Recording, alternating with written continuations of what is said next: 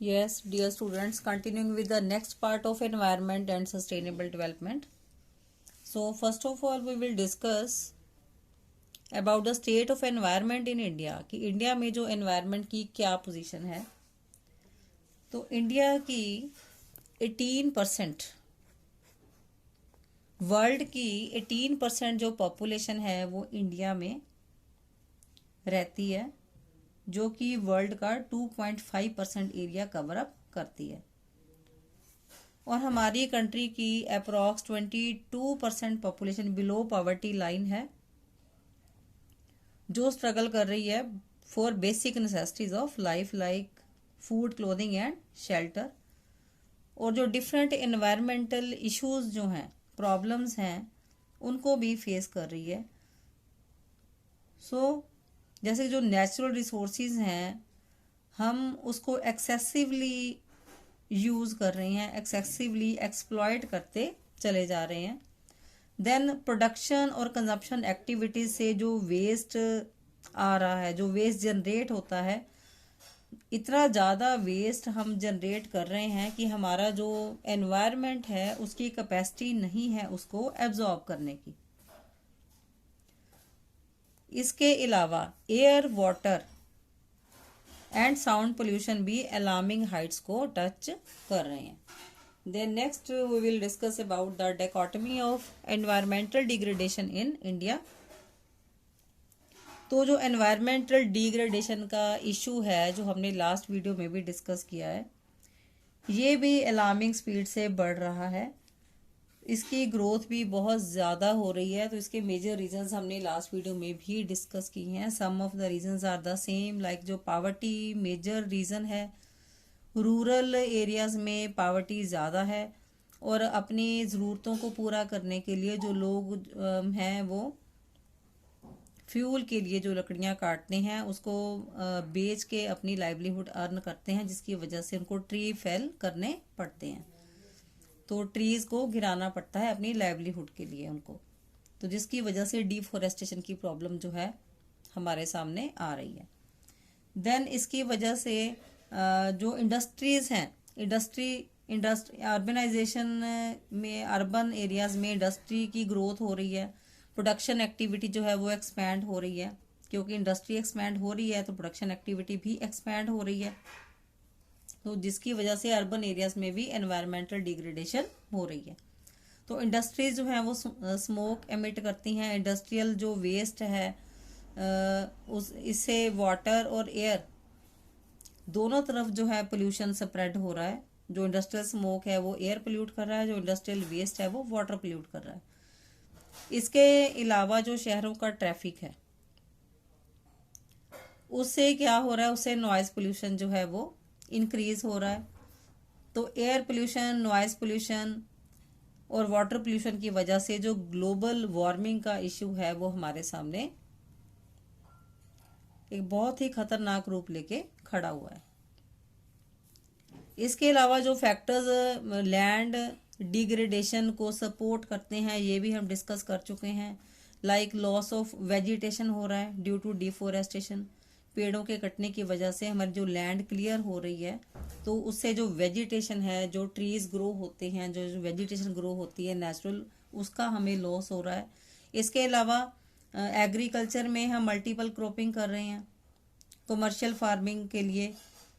उससे हमारी जो लैंड की सॉइल फर्टिलिटी है वो ख़राब हो रही है. देन उसके बाद हम केमिकल फर्टिलाइजर्स का, इंसेक्टिसाइड्स, पेस्टिसाइड्स का एक्सेसिव यूज़ कर रहे हैं ताकि जो हमारी जो प्रोडक्शन है वो ग्रो करे, प्रोडक्टिविटी ग्रो करे, लेकिन हम सॉइल की फर्टिलिटी को बिल्कुल इग्नोर करते चले जा रहे हैं. इसके अलावा जो वाटर लेवल है ग्राउंड वाटर से वो भी काफ़ी नीचे जा चुका है.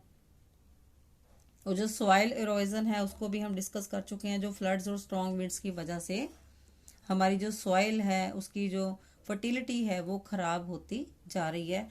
देन सॉइल अल्कैलिनिटी है वो भी कॉज हो रही है ड्यू टू वाटर लैगिंग. तो ये सारे हम फैक्टर्स हैं, हम लास्ट वीडियो में भी डिस्कस कर चुके हैं. इसमें सिर्फ इसकी रेपिटेशन हुई है.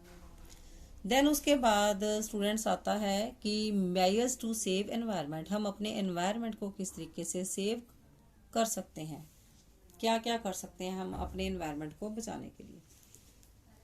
इसके लिए फर्स्ट जो पॉइंट है that is social awareness.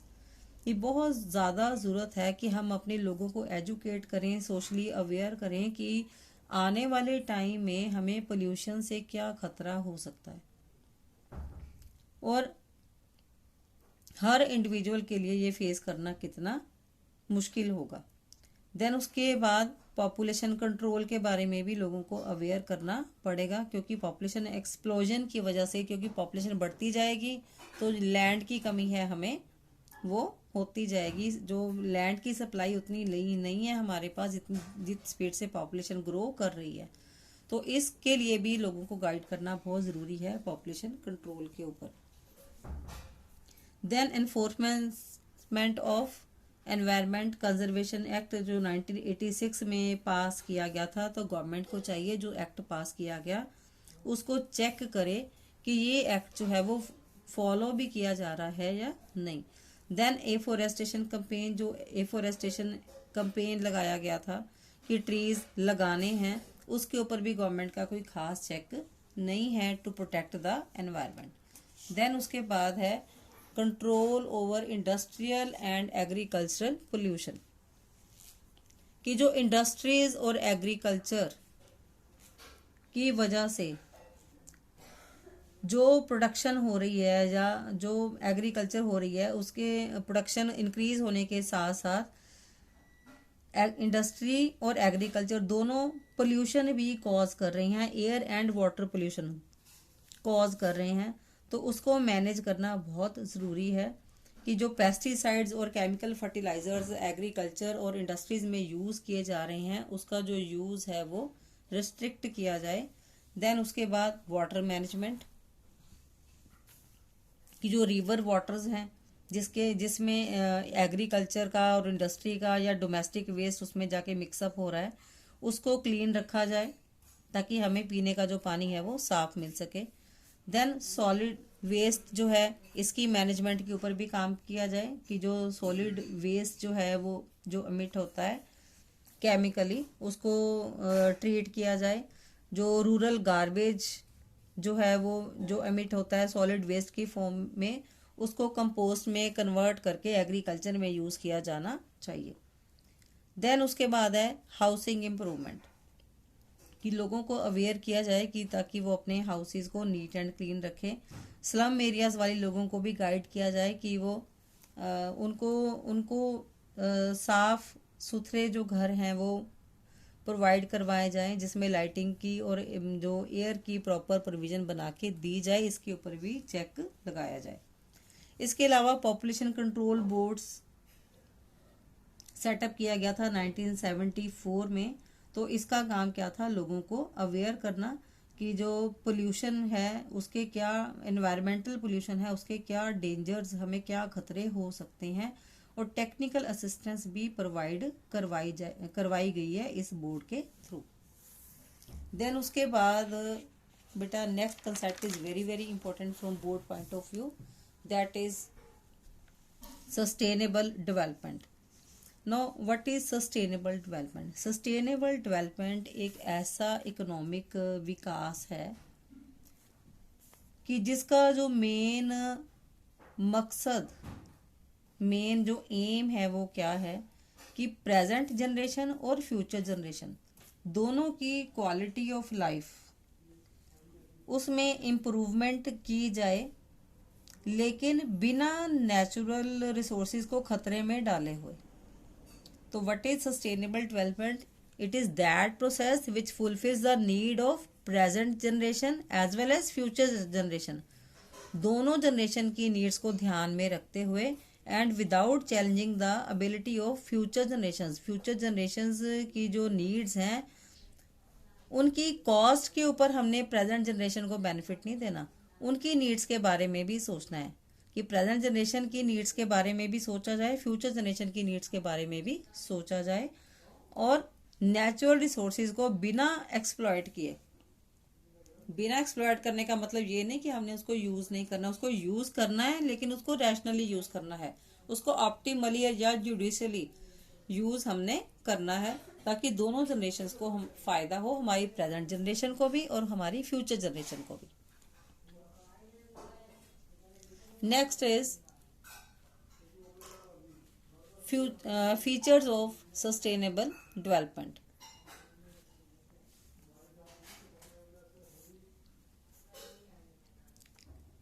Now, what are the main features of sustainable development?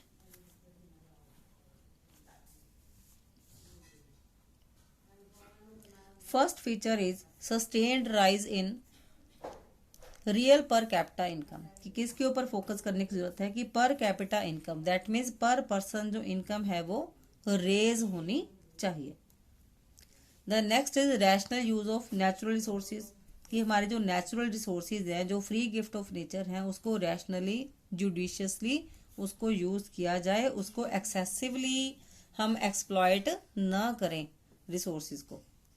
The next is ability of future generations to fulfil their needs not to be impaired, कि future generations की needs को भी ध्यान में रखा जाए present generation के साथ साथ, और रिसोर्सेज को रैशनली यूज किया जाए ताकि हम ग्रो भी कर सकें इकोनॉमी में, और हम अपने जो रिसोर्सेज हैं उसको बिना दाव पे लगाए हम उसको यूज भी कर सकें प्रॉपरली, उसका एक्सेसिव एक्सप्लॉयटेशन ना हो।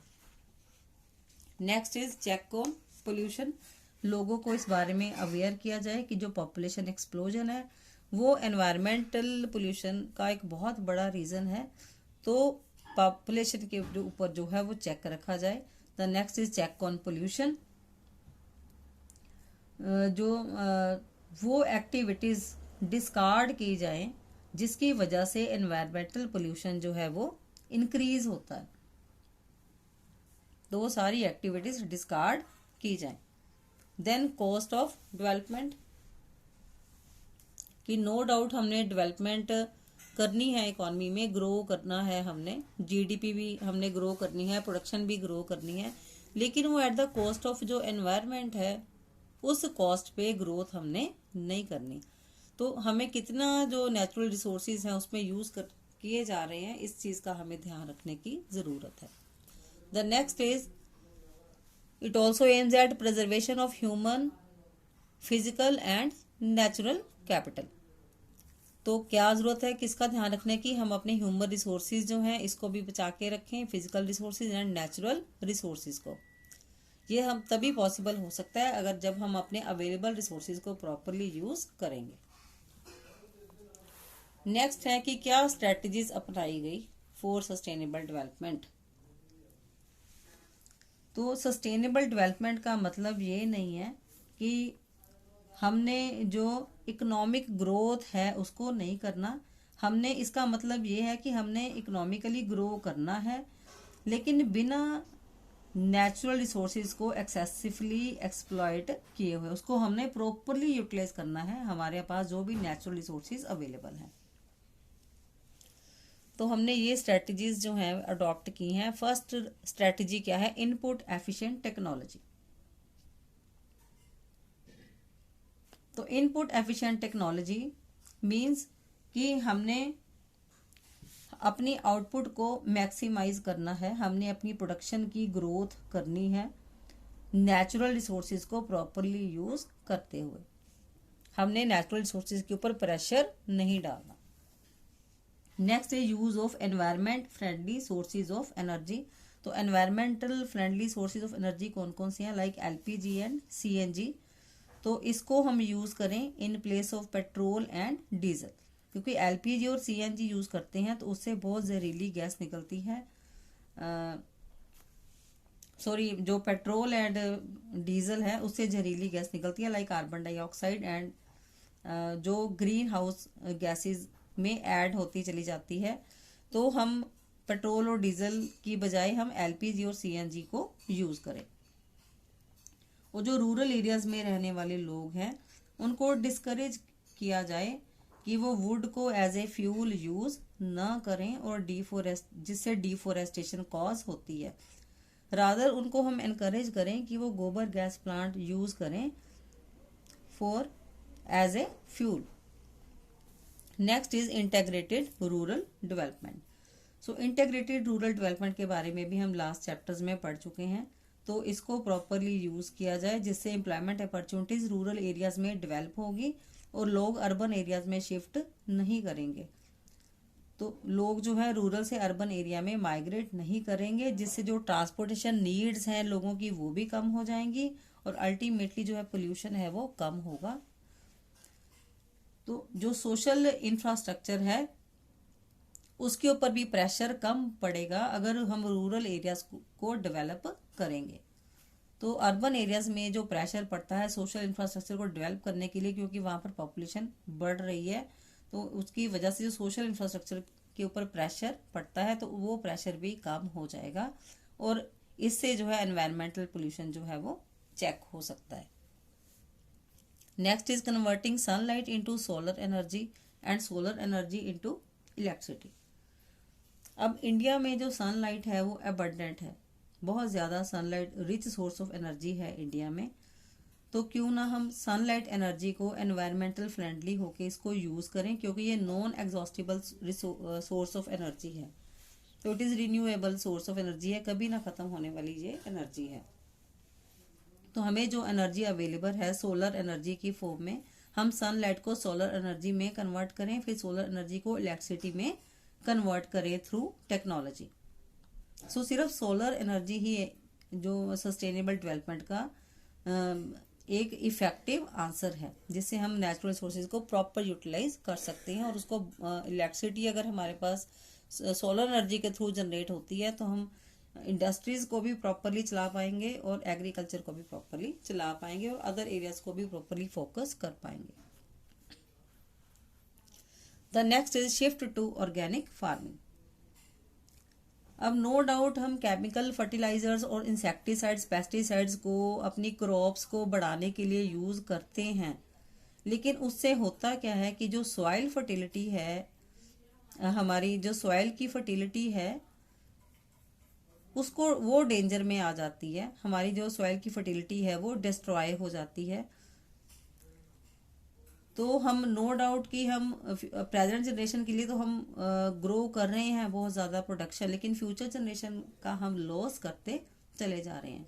तो it is the need of the hour कि हम ऑर्गेनिक फार्मिंग की तरफ शिफ्ट होना शुरू करें। तो हम प्लांट हेल्थ के ऊपर फोकस करने की बजाय सॉइल हेल्थ के ऊपर फोकस करें। Then manage the waste. अब जो प्रोडक्शन और कंजप्शन एक्टिविटी से हमें जो वेस्ट एमिट होता है, जो वेस्ट जनरेट होता है, इंडस्ट्रियल वेस्ट जो जनरेट होता है in the form of garbage, उसको हम रिवर्स और स्ट्रीम्स में ऐड करने की बजाय उसको हम कंपोस्ट में कन्वर्ट करें और कंपोस्ट में कन्वर्ट करने के बाद उसको ऑर्गेनिक फार्मिंग में यूज़ करें। नेक्स्ट है stringent laws on the disposal of chemical effluents. जो भी केमिकल वेस्ट इंडस्ट्रीज से निकलता है और जो स्ट्रीम्स और रिवर्स में जाके ऐड हो जाता है तो उससे क्या होता है कि जो वाटर है वो पोल्यूट होता है और जो एक्वेटिक लाइफ है, एक्वेटिक लाइफ मीन्स जो एनिमल्स की जो लाइफ है उनको वो खतरे में आ जाती है। तो इस तरह का जो इंडस्ट्रीज जो लॉज को ब्रेक करते हैं उनके ऊपर एक जो सीरियस उनके ऊपर जो फाइन है, हैवी पेनल्टी उनके ऊपर लगाई जाए। Next is awareness to conserve natural assets for inter generational equity. अब what is inter generational equity? Inter generation mean generation, कौन सी जनरेशन है? Present generation and future generation. Present और फ्यूचर जनरेशन दोनों की नीड्स को फोकस करना, दोनों को इक्वली फोकस करना, इक्वल अपॉर्चुनिटीज दोनों के लिए छोड़ना, दोनों को प्रोवाइड कराना, इसको हम कहते हैं इंटर जनरेशनल इक्विटी। तो जो इंडियंस हैं वो माइक्रो लेवल पे ही या हम अपने फैमिली लेवल पे ही देखें तो हमारे पेरेंट्स जो हैं हमारे बच्चों के लिए या हमारे जो ग्रैंड पेरेंट्स हैं अपने बच्चों के लिए भी बहुत सोचते हैं एट माइक्रो लेवल। और अगर हम मैक्रो लेवल पे इस चीज़ को स्टडी करें तो हम अपने देश के बारे में नहीं सोचते। देश के बारे में नहीं सोचने का क्या मतलब है, हम नेचुरल रिसोर्सेज के बारे में नहीं सोचते कि हम फ्यूचर जनरेशन के लिए हम नेचुरल रिसोर्सेज छोड़ के जाएं। जैसे कि जो वाटर है उसको हम वेस्ट होने से बचाएं ताकि हमारी फ्यूचर जनरेशन के लिए हम पानी को छोड़ के जाएं। तो इस तरह से हम जो नेचुरल रिसोर्सेज है उसको कंजर्व करके रखें, उसको हम ध्यान से यूज़ करें, उसको हम एक्सेसिवली एक्सप्लॉयट ना होने दें। तो इस तरह की जो अवेयरनेस है बहुत ज़रूरी है लोगों के अंदर, ताकि हम अपनी नेचुरल वेल्थ को बचाएं और फ्यूचर जनरेशन्स के लिए उसको बचा के रखें। तो इस रिगार्ड में हमारे पास एग्जांपल्स हैं like Chipko movement and Appiko movement, north and south में एग्जांपल्स हैं। तो इस तरह की जो अवेयरनेस है वो बाकी जो लोग हैं उनमें भी हम इसको चुकाएं। नेक्स्ट है पब्लिक मीन्स ऑफ ट्रांसपोर्ट, कि जो पब्लिक मीन्स ऑफ ट्रांसपोर्ट हैं वो कंफर्टेबल बनाए जाएं, इकोनॉमिकल बनाए जाएं, ताकि लोग जो है उसको यूज़ करें।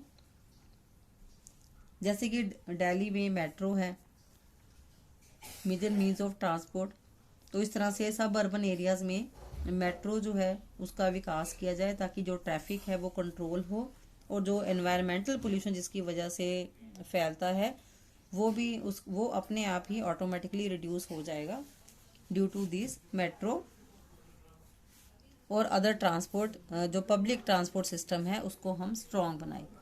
तो अब ज़रूरत किस चीज़ की है, जो सस्टेनेबल डेवलपमेंट है उसको हम डेली लाइफ में यूज़ करें, उसको हम डेली लाइफ में लोगों को अवेयर करने की कोशिश करें कि हम अपने आसपास के लोगों को जागरूक करें कि जो सस्टेनेबल डेवलपमेंट है वो कितनी ज़रूरी है, कि ना सिर्फ हम प्रेजेंट जनरेशन के लिए काम करें, हम फ्यूचर जनरेशन के लिए भी हम काम करें।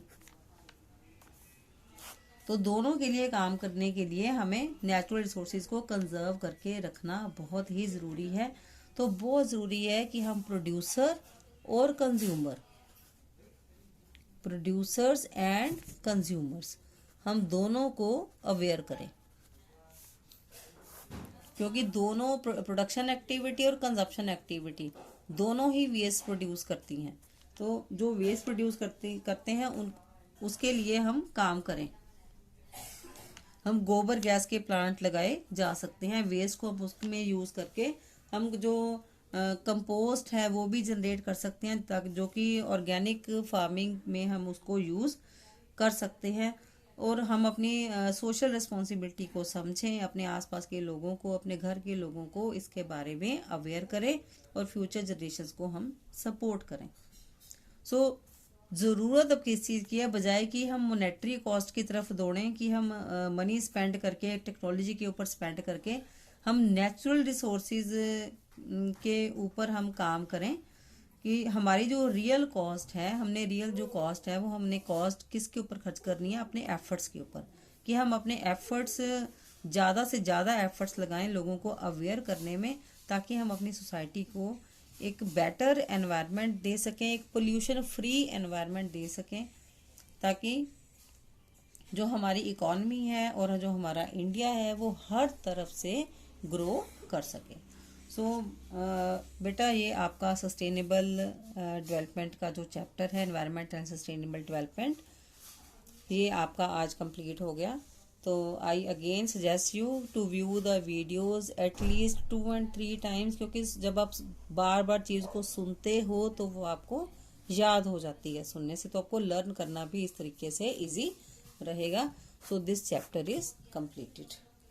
Thanks for patient listening.